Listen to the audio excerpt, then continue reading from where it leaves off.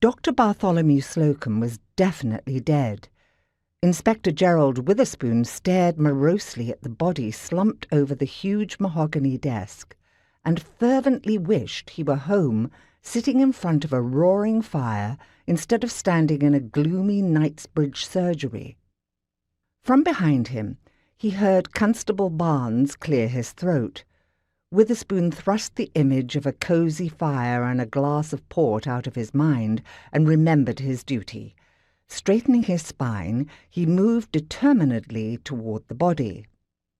Aware of the two pairs of eyes staring at his back, Witherspoon leaned forward and examined the dead man. It was not a chore he relished. The fact was, he was rather squeamish about dead people, but as corpses went, this was a rather nice one. At least it wasn't covered in blood.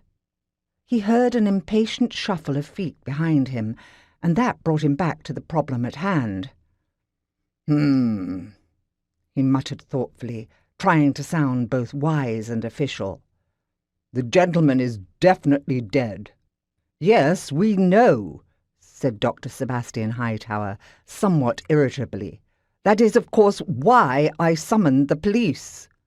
Yes." Witherspoon turned and smiled faintly at the portly man standing next to Constable Barnes. Hightower didn't return his smile. He gazed impatiently from beneath thick brown eyebrows and pointedly picked up his watch chain.